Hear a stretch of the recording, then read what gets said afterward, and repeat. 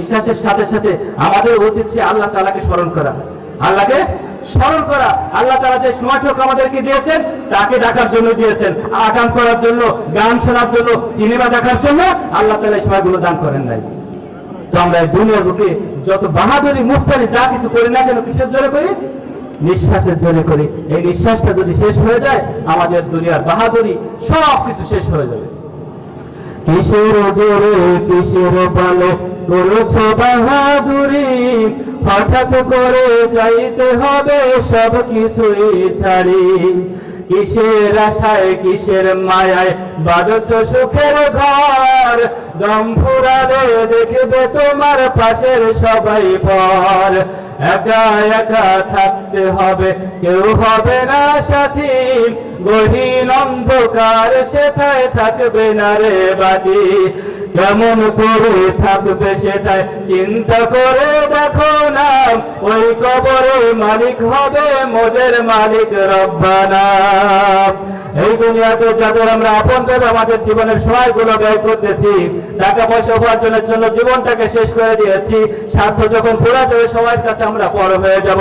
এই দুনিয়ার মানুষগুলো আমরা যখন মারা যাব, আমাদের নিঃশ্বাস যখন ত্যাগ হয়ে যাবে, এই দুনিয়া ছেড়ে যখন আমরা চলে যাব, 1 ঘন্টা 2 ঘন্টা 5 ঘন্টা তার বেশি কেউ আমাদের দুনিয়া বুকে রাখতে চাবে না।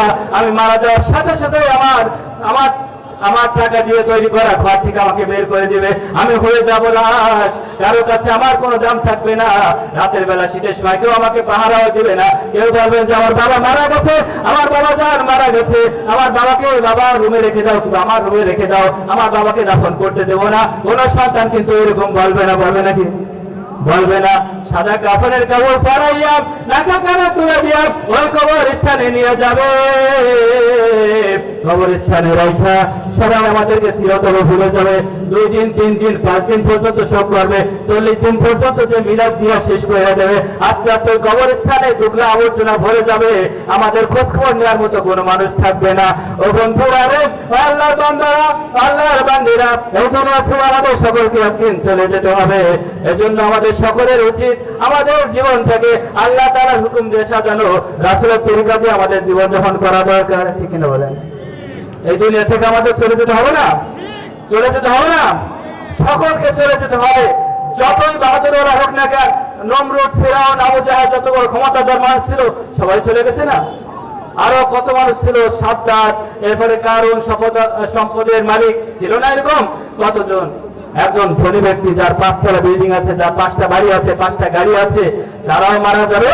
আমার মতো গরিব অসহায় মানুষও মারা যাবে। তারা যতটুকু জায়গা পাবে আমিও ততটুকু জায়গা পাবো, তারা যতটুকু কাপড় পাবে আমরাও ততটুকু কাপড় পাবো, তার থেকে বেশি কেউ পাবো না।